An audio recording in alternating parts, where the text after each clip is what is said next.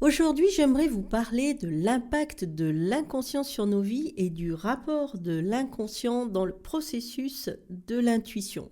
C'est-à-dire qu'aujourd'hui, j'aimerais que le corps se trouve au centre de mes propos. C'est vraiment une vidéo qui est consacrée au corps et vous allez comprendre pourquoi dans un moment. Bienvenue à tous, bienvenue dans ce nouveau podcast de la chaîne du chariot. Et je vous remercie chaleureusement, très chaleureusement de me suivre. Abonnez-vous également à ma chaîne pour recevoir l'annonce des prochaines vidéos et pour en être informé, cliquez sur la petite clochette. Alors, le corps est souvent oublié dans le domaine de l'ésotérisme. Et oui, c'est une annonce, on n'y pense jamais, mais alors vraiment jamais, on ne parle jamais du corps. Et pourtant, c'est lui qui nous donne le plus d'informations parce que justement, nous sommes incarnés et si nous sommes incarnés, eh bien, c'est pas pour rien. Parce que sinon, nous aurions une autre forme où nous fonctionnerions autrement. Et on oublie souvent justement cette dimension du corps. Et même, pour le dire, dans le tarot, réfléchissez un petit peu comment est abordé le tarot en général. Et voilà, on parle surtout de l'esprit, de ce qu'il y a au-dessus, etc. Mais on ne parle jamais du corps. Et pourtant, la lecture du tarot passe essentiellement par la lecture du corps, et notamment à travers l'intuition. Je ne sais pas si vous l'avez remarqué, mais si vous observez, vous prêtez attention à comment vous lisez le tarot ou comment vous ressentez les cartes, vous allez vous rendre compte que ça passe par le corps. Alors justement, j'aimerais vous donner un exemple pour vous montrer à quel point le corps peut s'exprimer. Alors, ce n'est pas un exemple lié au tarot, mais c'est un exemple vrai d'une personne qui, suite à une migraine fulgurante, perd la vue. Alors, c'est quelque chose qui arrive aux personnes qui ont des migraines. C'est un effet secondaire. Parfois, elles perdent la vue, mais bon, la vue, normalement, revient dans les quelques heures ou les quelques jours. Mais dans cette histoire-là, la vue ne revient pas. Enfin, elle revient partiellement, mais ensuite, elle ne revient pas totalement. Et donc, cet homme commence à paniquer un petit peu. Alors, il va voir évidemment la médecine allopathique, la médecine alternative, etc. Rien ne donne d'effet. Et ça devient absolument terrible. Et là, je me dis, qu'est-ce que vous diriez à cette personne arrivée à ce niveau de son histoire ? Parce que il y a quelque chose quand même ici. Normalement, il devrait retrouver la vue ou alors il devrait y avoir des solutions. Et là, en fait, il y a quelque chose qui va permettre de mettre sur la piste, c'est que notre héros ici de l'histoire dit à un moment, après toutes ces visites à tous ces médecins, que les peurs les plus atroces se réalisaient dans sa vie. Et ça, c'est intéressant. Parce qu'il faut comprendre d'abord que les peurs se matérialisent. Alors, les peurs se matérialisent, effectivement, mais elles ne se matérialisent pas parce que ce sont des peurs, mais parce qu'elles portent une empreinte émotionnelle forte. Et c'est là-dessus qu'il est important de s'attarder. C'est-à-dire que là, il était en train de vivre un cauchemar. Mais ce cauchemar était la cristallisation ou l'empreinte d'émotions fortes. D'abord la peur, évidemment, mais derrière, il y avait encore autre chose. Et c'est là que ça devient intéressant, parce que l'empreinte émotionnelle, c'est aussi le message qui passe par le corps. Et comme nous ne décodons pas le message en amont, en tous les cas, certains ne décodent pas le message en amont, il ne reste plus au corps que de s'exprimer à travers la maladie ou d'autres choses, mais en tous les cas, bien des fois, malheureusement, la maladie, et parfois des maladies de plus en plus terribles parce qu'il n'y a pas d'écoute. Alors justement, pour en revenir à notre héros, il va de spécialiste en spécialiste et à chaque fois, la situation elle est de plus en plus sans issue parce qu'il n'y a pas de réponse et on ne trouve pas quel est son problème. Jusqu'au moment où il commence à consulter des personnes qui ne sont plus systématiquement dans cette idée de médecine, mais qui sont déjà plus dans l'énergétique ou plus dans le transgénérationnel, des choses comme ça. Et là, il commence à prendre conscience qu'il y a une colère et qu'il y a une situation qu'il ne voulait pas voir et dont il devait prendre conscience, qu'il ne voulait pas voir. Et ça, c'est intéressant parce que le problème des yeux en ramène à cette idée de regarder ou ne pas regarder. En fait, il s'agissait de la relation avec ses parents où il y avait une colère énorme qui existait entre eux depuis des années. Et alors, je raccourcis évidemment, il a décidé de se réconcilier. Ça n'a pas été facile, même très difficile, mais à force de persévérance, il y est arrivé. Et ce qui s'est passé, c'est que progressivement, il a également recouvré la vue. Alors, est-ce un hasard ? Bon, certains vont dire « Ah oui, bien sûr, c'est un hasard, etc. » On peut penser ce qu'on veut, mais à mon avis, ce n'est pas un hasard. Parce que des exemples comme celui-ci, il y en a vraiment beaucoup. Beaucoup d'exemples de personnes qui font des prises de conscience et finalement font ce que le corps leur demandait. Mais très souvent, on ne fait pas le lien ou on considère que c'est un miracle ou que c'est un coup de chance ou je ne sais trop quoi, parce que l'humain n'aime pas trop aller vers ce genre de choses quand il n'y croit pas.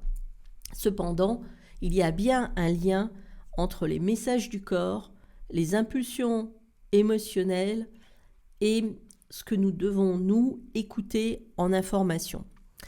Alors, qu'est-ce qu'on apprend de cette histoire ? Bon, que je vous ai vraiment résumé ici, mais qui est quand même vrai, malgré le résumé, c'est que l'inconscient parle par le corps. Et quand on parle d'inconscient, on ne sait pas quelle est la dimension de l'inconscient non plus, mais ce n'est pas important, puisque l'inconscient, c'est toute la partie non consciente et qui peut aller très loin depuis tous les corps éthériques jusqu'à notre autre partie ou encore d'autres choses. Quoi qu'il en soit, tout ça s'exprime à travers le corps. Et on a souvent tendance à oublier le corps parce qu'on veut s'élever, on veut s'éveiller, on veut augmenter nos vibrations et en fait, on veut et on passe par le mental. Et là, finalement, on a tout faux parce que tout commence par le corps, car nous sommes incarnés. Et si nous n'avons pas l'énergie suffisante pour justement augmenter nos vibrations, l'énergie suffisante dans le corps, parce que où concentrons-nous notre énergie ? Eh bien dans le corps, eh bien on ne peut pas faire le reste. Ou alors on le fait en visualisation ou tout ce que vous voulez, mais ce n'est pas du, entre guillemets, concret, parce que c'est de la projection. Donc vous voyez que le corps a quand même un rôle très important. De plus, si on n'écoute pas le corps, ou si on ne le soigne pas, alors lui est obligé de prendre des mesures draconiennes pour se faire entendre. Et il y a de nombreux drames à cause de cela, de personnes qui vivent des situations horribles et qui en plus persistent et ne veulent pas entendre le message du corps. Et donc ça peut aller très loin parce que ça peut aller jusqu'à la mort. Alors, justement, mais plus encore, les messages du corps, ce sont des messages qui viennent des autres sphères, comme je vous le disais tout à l'heure. Et le corps, c'est le point d'intersection, donc c'est très important pour recevoir toutes les informations. Et c'est là qu'on a aussi le lien avec le tarot. Et oui, il faut donc commencer par le corps et le comprendre comme centre d'énergie si on veut développer notre intuition, comprendre notre environnement et notre monde, et puis avoir de l'intuition. Bon bref, et ainsi de suite. C'est-à-dire que tout se passe ici, tout se passe sur Terre, de toute façon, même si on a un lien avec d'autres sphères. Et donc c'est pour cela que dans l'apprentissage du tarot, je parle surtout de ressenti, et je suis vraiment têtue avec ça. Je demande toujours de situer l'émotion dans le corps. Je ramène toujours au corps en fait, mais je ramène surtout aussi beaucoup à l'émotion.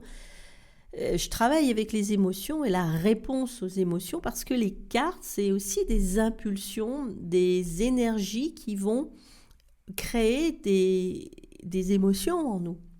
Le tarot utilise notre propre langage émotionnel pour communiquer avec nous, mais il utilise aussi nos référents culturels, nos référents familiaux, nos référents émotionnels. C'est très personnel en fait le tarot, mais vraiment très très personnel. Donc le tarot ne parle pas de la même façon d'une personne à l'autre. C'est pour ça que je dis toujours, on a chacun notre propre style de lecture du tarot et c'est ce style qu'il faut révéler. Et c'est ça justement que je fais. Je révèle le style de chacun en prenant en compte qui il est. Donc ça, c'est ce que j'appelle le tarot intuitif. c'est comprendre comment se forme le processus de l'information à travers les émotions et les messages ressentis dans le corps qui émergent alors dans la conscience. Bon, voilà, ça c'est pour la belle définition. Bon, en tous les cas, par conséquent, la première chose, c'est de comprendre les messages qui circulent à travers notre corps. Et la deuxième chose, c'est de les prendre en considération. Voilà, ça c'est très important parce qu'aucune maladie n'est anodine. Même les douleurs, comme par exemple des douleurs dans le pied, ont une signification. Alors bien sûr, il ne faut pas devenir hypocondriaque. Cependant, quand on comprend comment s'exprime le corps, et puis surtout les messages qu'il cherche à transmettre, alors évidemment, il est plus facile d'évoluer dans notre espace. Et donc, quand on lit le tarot, on peut parfois aussi ressentir cela à travers le corps. Alors je dis parfois parce que, effectivement, on ne va pas tout le temps se mettre dans toutes sortes d'états, mais on peut ressentir des choses comme la colère, l'agacement, on peut ressentir des douleurs, parfois des malaises, des gênes, mal-être quelconque, ou l'inverse, on peut aussi sentir des choses très agréables. On peut sentir des petits picotements, des petits fourmillements, des choses très agréables, mais tout ça, ce sont les messages qui s'expriment à travers donc le corps et les émotions ressenties par le corps. Et c'est en regardant l'image du tarot que nous, on va retranscrire cette image dans notre langage d'incarné. Donc c'est important. De là à les situer dans le corps, il n'y a qu'un pas. Et les informations, elles sont finalement beaucoup plus faciles à décoder quand on les trouve dans le corps, parce que ça, c'est quelque chose de concret.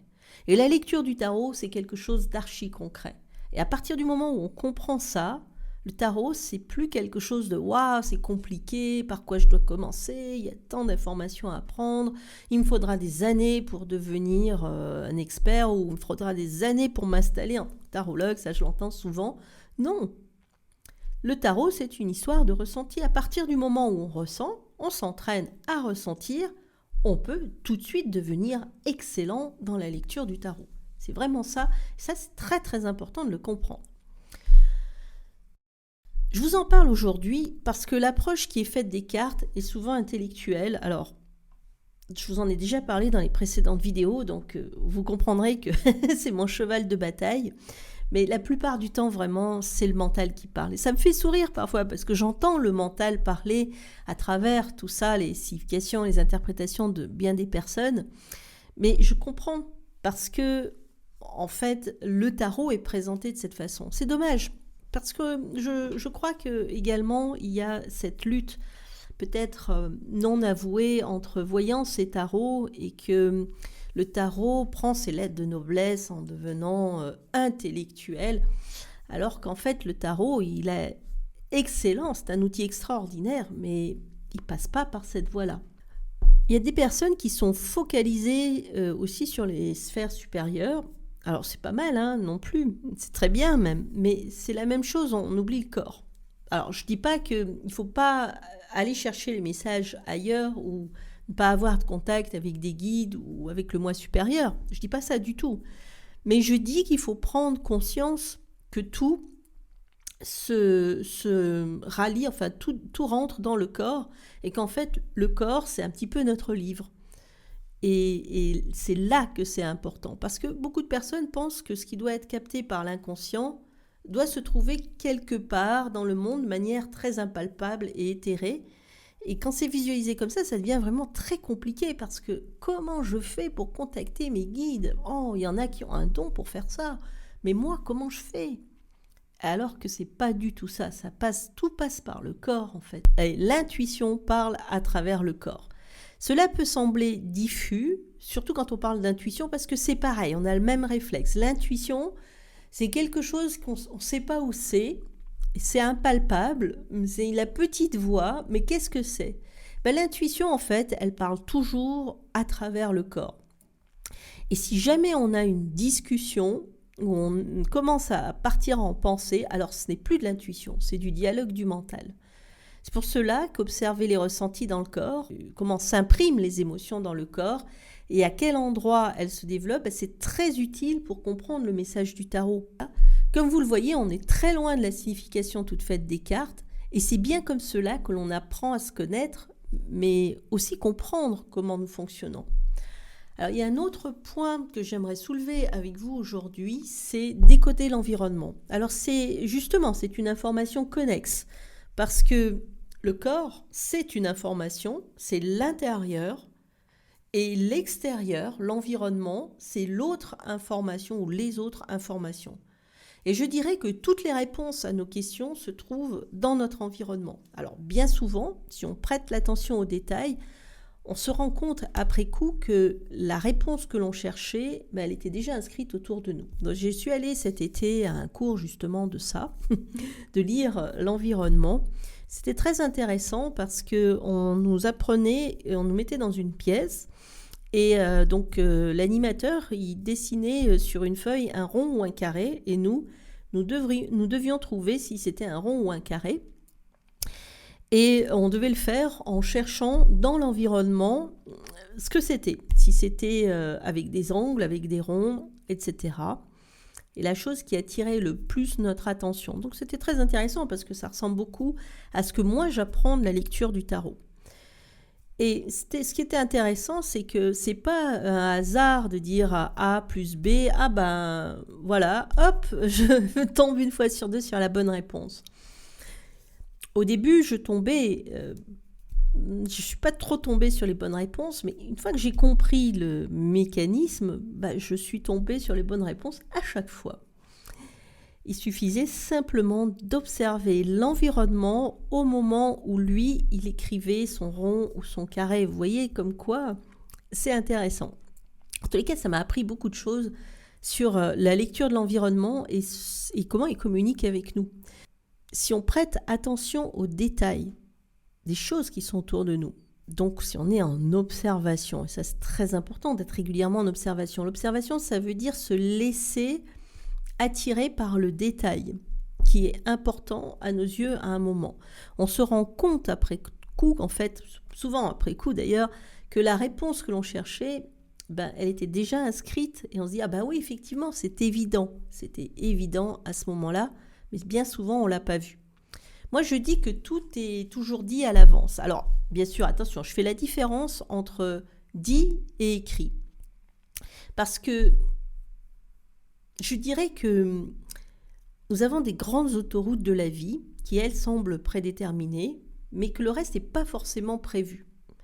C'est-à-dire qu'il y a des options. Et c'est là, évidemment, que le libre arbitre rentre en ligne de compte. Tout ça, c'est intéressant parce que ces options-là, elles sont porteuses d'informations. Et quand on prend notre jeu de tarot pour poser des questions, justement, on se rend compte que la réponse qu'il nous donne, les réponses se trouvent aussi dans notre environnement. Alors, comme j'ai fait cette formation l'année dernière, je m'en rends compte maintenant. Bien souvent, je pose les cartes, pose la question, et je me rends compte que finalement, si j'observe bien, on a également la même réponse. Donc, vous voyez comme c'est intéressant. Il y a donc ici un message qui est vraiment clair. Regardez, par exemple, et ça c'est quelque chose qui arrive, par exemple, une personne qui se demande quel métier elle voudrait faire, elle hésite entre policier, je sais pas quoi, un autre métier, et puis à un moment, elle est en train de penser à qu'est-ce qu'elle pourrait faire, et bam, qu'est-ce qui se passe? Elle entend une sirène de voiture de police, donc le message est hyper clair. Mais si elle ne fait pas attention à ça, si elle n'est pas dans le détail de l'observation, elle ne va pas le voir. Elle va réfléchir à quelle décision elle doit prendre. Si vous pensez que ça arrive jamais, moi je vais vous dire que ça arrive tout le temps. Vraiment, si vous prêtez attention à votre environnement, vous allez voir que ça se produit tous les jours. Tous les jours, plusieurs fois par jour, vous avez des réponses.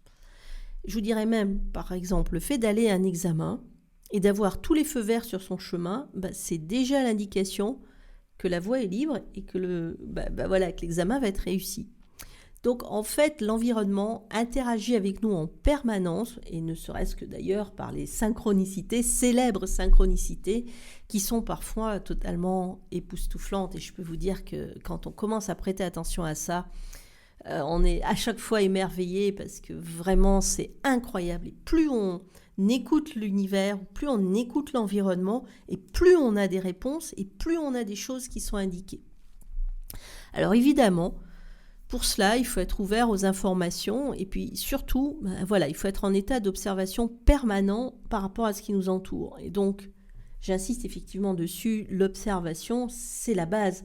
Mais c'est aussi la base de la lecture du tarot, en fait. Donc on retombe sur nos pieds, c'est tout pareil.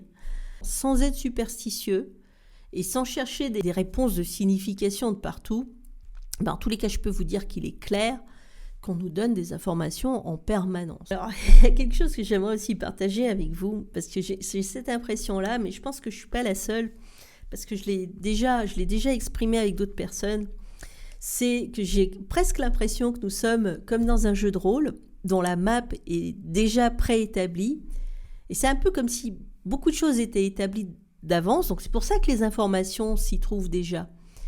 Bon, on pense peut-être que c'est absurde, bon, chacun peut penser ce qu'il veut, mais moi j'ai souvent cette impression-là, parce que si on prend un jeu de rôle très évolué, et qu'on prend en compte, bien évidemment, enfin un jeu qui prend en compte le libre arbitre, et les conséquences donc, du libre arbitre sur les actions du jeu, en fait, du déroulement des événements, des scénarios, etc. Donc on va avoir un jeu qui va être intéressant, parce qu'il va proposer des scénarios de vie intéressants. Et bien, si on prend nos vies, la map de nos vies, pour faire l'analogie, c'est un peu comme le trajet que nous nous sommes fixés. Si vous prenez la vie comme un jeu et que vous vous placez comme le personnage du jeu face à une décision, admettons, vous aurez à choisir par exemple entre la décision A, B ou C, n'est-ce pas ? Que vous choisissez-vous ? C'est une bonne question. Et là, la meilleure décision, finalement, elle est déjà inscrite dans l'environnement. C'est-à-dire qu'elle est déjà dans la map du jeu. Et pourquoi elle est dans la map du jeu ? Parce que le jeu a été créé et qu'il a déjà prévu toutes les possibilités, dont les meilleures, en fait. C'est tout simplement ça. Et la vie, c'est pareil, en fait. C'est comme une map. Et en fait, le libre arbitre qu'on pense libre, il est libre dans un cadre. Et ce libre arbitre dans ce cadre, c'est un petit peu comme les options du jeu. Et comme tout a été quand même prévu à l'avance, entre guillemets, eh bien, c'est aussi inscrit dans l'environnement. Voilà, c'est pour ça que je pense à ça. Pourquoi se fatiguer à réfléchir et à cogiter avec le mental, alors que finalement, si on a des antennes pour lire tout ce qui doit être lu, voilà, il suffit de le lire, n'est-ce pas ? Alors évidemment, votre corps, c'est la meilleure antenne, et c'est celle qui va vous donner les meilleures solutions. Donc, il faut écouter le corps et se poser la question de savoir si cela résonne en vous ou pas par rapport à la décision à prendre. Ça, c'est très important, l'idée de résonance.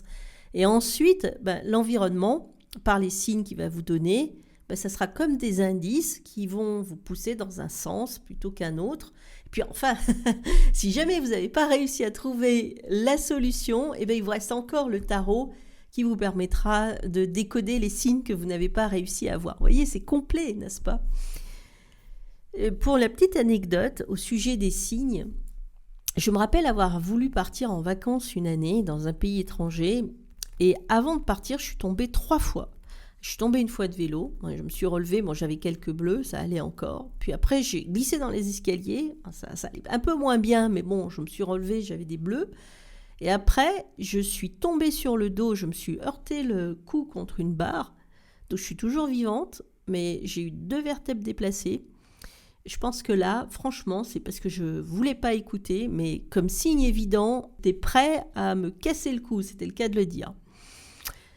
Justement, dites-moi, et vous, si vous avez des histoires comme celle-ci à raconter dans les commentaires, s'il vous plaît, faites-le, parce que je serais vraiment aussi très curieuse de lire les histoires qui vous sont arrivées, un petit peu comme celles que j'ai eues, parce que l'univers nous envoie des informations absolument incroyables, et quand on ne l'écoute pas, il peut parfois devenir très très persuasif.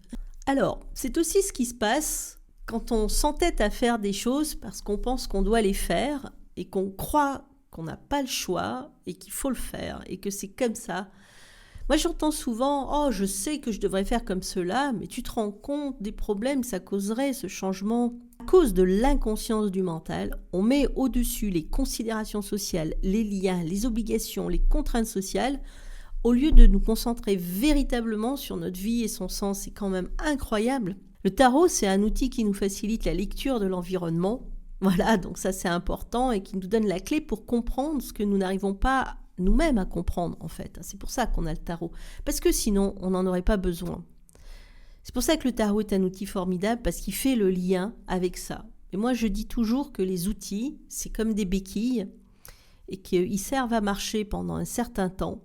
Mais le but, c'est d'arriver à s'en passer à un moment donné et de savoir marcher tout seul. Je vous remercie de m'avoir écouté. Je serai vraiment très heureuse de lire vos commentaires et de partager avec vous. Abonnez-moi à ma chaîne pour recevoir l'annonce de mes prochaines vidéos et je vous dis à très bientôt. Au revoir.